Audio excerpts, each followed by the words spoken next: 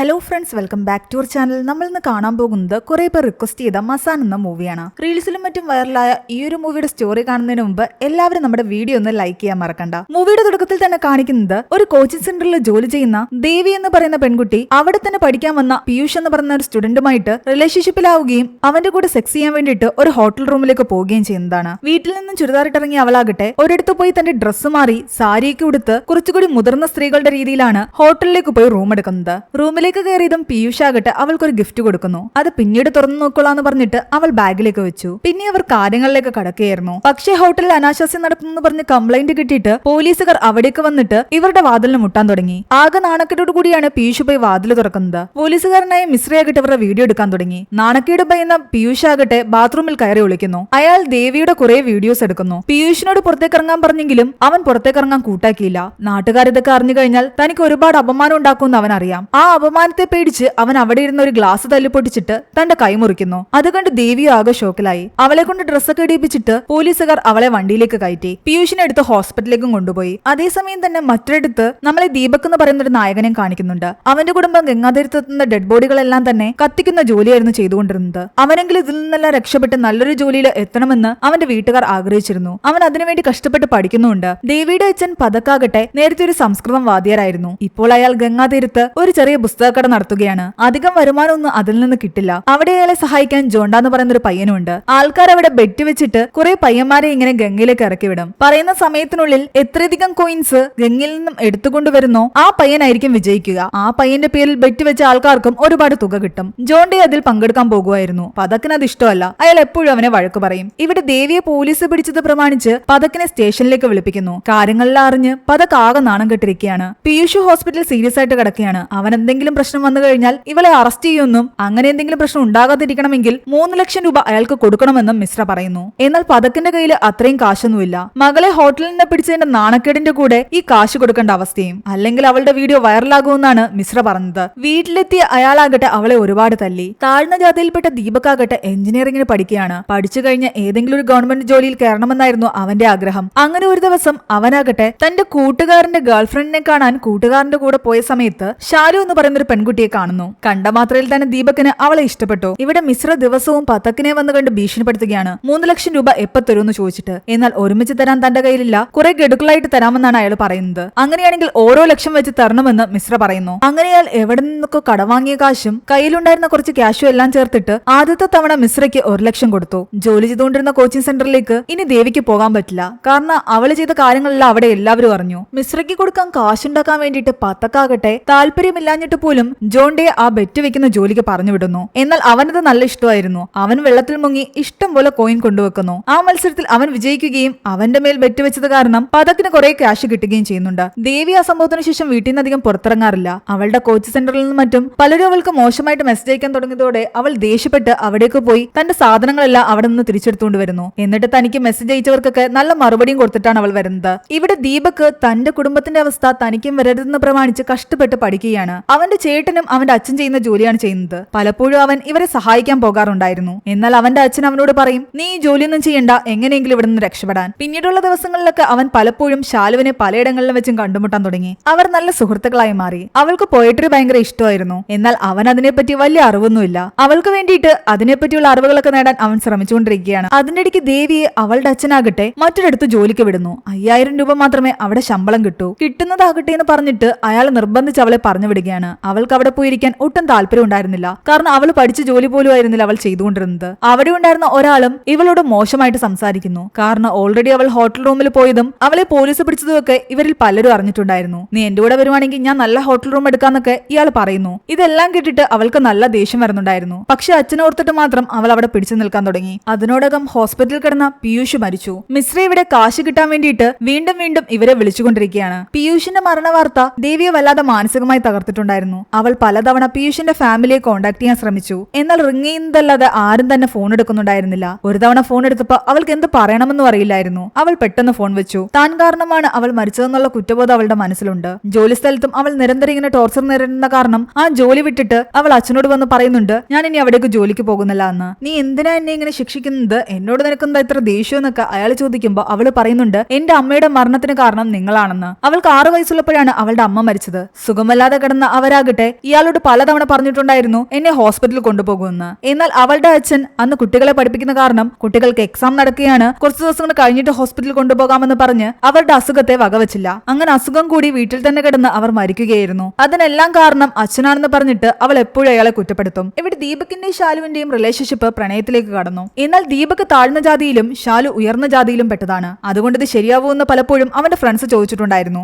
ദീപക് താഴ്ന്ന ജാതിയിൽ പെട്ടതാണെന്ന് ശാലുവിനും അറിയില്ല. നീ എവിടെയാ താമസിക്കുന്നതെന്ന് ചോദിക്കുമ്പോൾ അവൻ കറക്റ്റ് ലൊക്കേഷൻ ഒന്നും പറഞ്ഞു കൊടുക്കുന്നില്ല. അതിന്റെ അടുത്തുള്ള ഒരു മെയിൻ സ്ഥലത്തിന്റെ പേര് മാത്രമേ പറഞ്ഞു കൊടുക്കുന്നുള്ളൂ. കറക്റ്റ് ആയിട്ടുള്ള സ്ഥലം പറഞ്ഞു കൊടുത്താൽ താൻ ഏത് ജാതിയിൽ പെട്ടതാണെന്ന് അവൾക്ക് മനസ്സിലാകുമെന്ന് അവനും തോന്നി. ഇവർ ഫോണിലൂടെ സംസാരിക്കുന്ന സമയത്തെല്ലാം തന്നെ പല പോയിട്രീസും അവൾ പറയാറുണ്ടായിരുന്നു. അതെല്ലാം തന്നെ അവൻ റെക്കോർഡ് ചെയ്ത് വെക്കാറുണ്ട്. അത് അവളെ തന്നെ അവൻ തിരിച്ചു കേൾപ്പിക്കുന്നു. ഒരു ദിവസം ഇവർ രണ്ടുപേരും കറങ്ങാനിറങ്ങിയ സമയത്ത് ആളൊഴിഞ്ഞൊരു സ്ഥലത്തേക്ക് ഇവർ പോകുന്നുണ്ട്. അവളുടെ വീട്ടിലുള്ള ആൾക്കാരെ പറ്റി എല്ലാം തന്നെ അവൾ സംസാരിക്കുന്നു. അവളുടെ അങ്കിള് അവൾക്ക് ഗിഫ്റ്റ് ചെയ്തൊരു റിങ്ങും തന്റെ കയ്യിൽ അവൾ കാണിച്ചു കൊടുക്കുന്നുണ്ട്. അവന് തന്റെ വീട്ടിലെ ഏറ്റവും ഇളയ കുട്ടി താനാണെന്നും അതുകൊണ്ടാണ് എല്ലാവരും തന്നെ ഇങ്ങനെ സ്നേഹിക്കുന്നതെന്നും ഒക്കെ അവൾ പറയുന്നുണ്ട്. അങ്ങനെ അവൾ സംസാരിച്ചുകൊണ്ടിരിക്കുന്ന സമയത്ത് അവൻ പെട്ടെന്ന് അവളെ കിസ് ചെയ്യുന്നു. അങ്ങനെ രണ്ടുപേരും കുറച്ചു നേരം അവിടെ ഇരുന്ന് കിസ്സൊക്കെ ചെയ്തിട്ട് പതിയെ അവിടെ നിന്നും പോകുന്നു. തിരിച്ചവളെ ഡ്രോപ്പ് ചെയ്യാൻ പോകുന്നതിന്റെ ഇടയ്ക്ക് അവൻ ചോദിക്കുന്നുണ്ട്, നീ നിന്റെ വീട്ടുകാരെയൊക്കെ എനിക്ക് പരിചയപ്പെടുത്തുമെന്ന്. നീ നിന്റെ വീട്ടുകാരെ പറ്റിയും നിന്റെ വീട്ടിലേക്ക് പോകാനുള്ള വഴിയൊന്നും തന്നെ എനിക്ക് പറഞ്ഞു തരുന്നില്ല. പക്ഷെ എന്റെ വീട്ടുകാരെ നിനക്ക് കാണാൻ ഇത്രയ്ക്ക് ഇൻട്രസ്റ്റ് ആണോ? അത് കേട്ടപ്പോ അവന് ദേഷ്യം വന്നു. അവനുള്ള സത്യം തുറന്നു പറയുന്നു. താൻ എവിടെയാണ് താമസിക്കുന്നത്, താൻ ഏത് ജാതിക്കാരനാണ്, തങ്ങളുടെ കുടുംബം ചെയ്യുന്ന ജോലി എന്താണെന്നും. എന്നാൽ അവൾക്ക് അതിലൊന്നും തന്നെ ഒരു പ്രശ്നം ഉണ്ടായിരുന്നില്ല.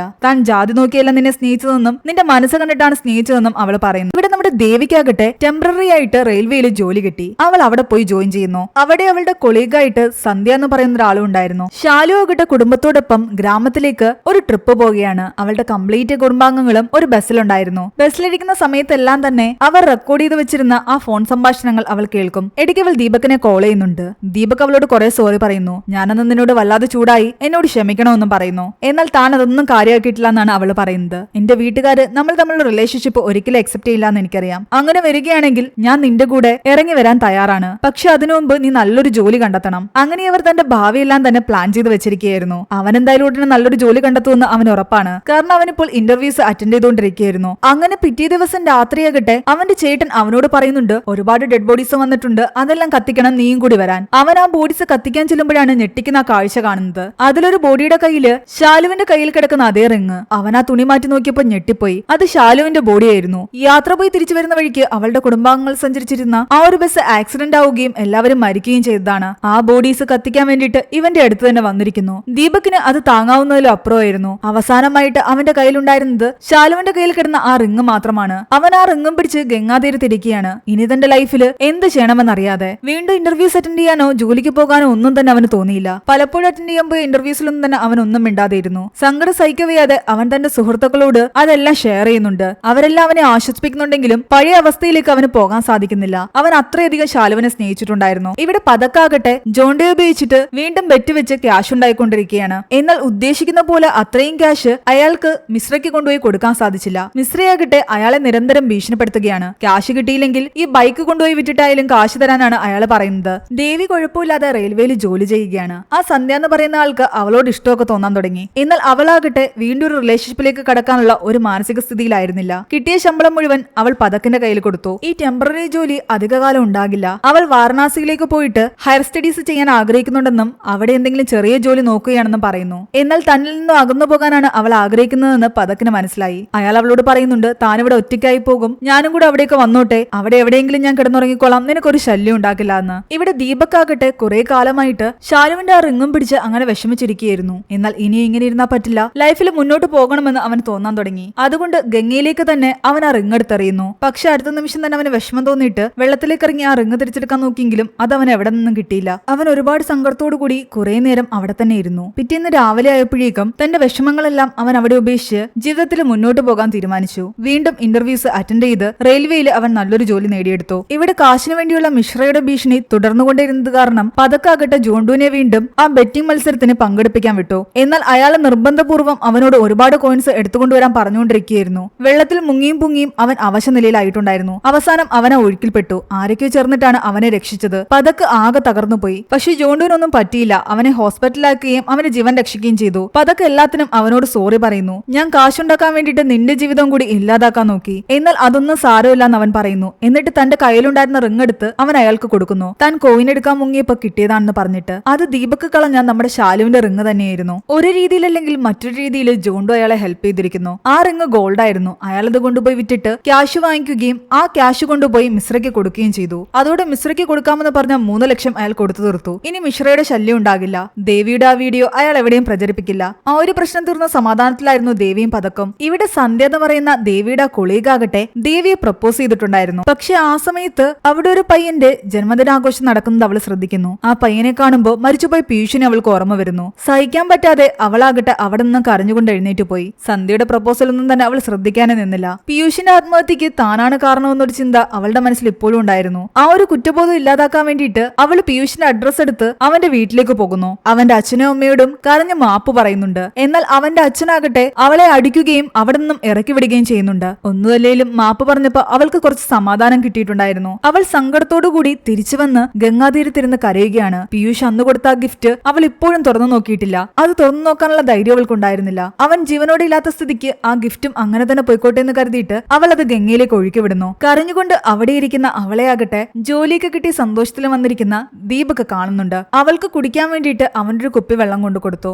ഒന്നും മിണ്ടാത്ത രണ്ടുപേരും അവിടെ അങ്ങനെ ഇരിക്കുകയാണ്. അപ്പോൾ ഒരു വള്ളക്കാരൻ അവിടേക്ക് വന്നിട്ട് പറയുന്നുണ്ട്, അവിടേക്ക് കൊണ്ടുപോയി കറക്കി കാണിക്കാം, നിങ്ങളും കയറിക്കൊള്ളാൻ. അങ്ങനെ അവർ രണ്ടുപേരും ആ വള്ളത്തിലേക്ക് കയറി. അതിൽ വേറെയും കുറെ ആൾക്കാരുണ്ടായിരുന്നു. ദേവി തന്റെ റെയിൽവേയിലെ ടെമ്പററി ജോലിയൊക്കെ വിട്ടിട്ട് ഹയർ എഡ്യൂക്കേഷന് വേണ്ടിയിട്ട് പോകാൻ തയ്യാറായിരിക്കുകയായിരുന്നു. വള്ളത്തിലെ സംഘം എന്ന് പറയുന്ന ഒരു സ്ഥലം കാണാൻ വേണ്ടിയിട്ടാണ് അവരിപ്പോൾ പോയിക്കൊണ്ടിരിക്കുന്നത്. അതിനിടയിൽ അവർ രണ്ടുപേരും പരസ്പരം സംസാരിക്കുന്നതായിട്ട് കാണിക്കുന്നു. നിങ്ങൾ ആദ്യമായിട്ടാണോ അങ്ങോട്ട് പോകുന്നത് എന്നൊക്കെ ചോദിച്ചിട്ട്. അങ്ങനെ ഇവർ രണ്ടുപേർക്കിടയിലും ഒരു കോൺവെർസേഷൻ തുടങ്ങുന്നിടത്താണ് ഈ ഒരു മൂവി അവസാനിക്കുന്നത്. ജീവിതത്തിൽ രണ്ട് രീതിയിൽ തങ്ങൾ സ്നേഹിച്ച ആൾക്കാരെ നഷ്ടപ്പെട്ടവരാണിവർ. ഒരുപാട് ദുഃഖങ്ങളിലൂടെ കടന്നുപോയവർ. അവർ രണ്ടുപേരെയും ദൈവം കണ്ടുമുട്ടിക്കുന്നിടത്താണ് ഈ ഒരു മൂവി അവസാനിപ്പിച്ചത്. ഈ ഒരു മൂവിയുടെ സ്റ്റോറി എങ്ങനെയുണ്ടായിരുന്നു നിങ്ങൾ താഴെ കമന്റ് ചെയ്യുക. എക്സ്പ്ലനേഷൻ ഇഷ്ടപ്പെട്ടെങ്കിൽ വീഡിയോ ലൈക്ക് ചെയ്യാനും നമ്മുടെ ചാനൽ സബ്സ്ക്രൈബ് ചെയ്യാനും മറക്കണ്ട.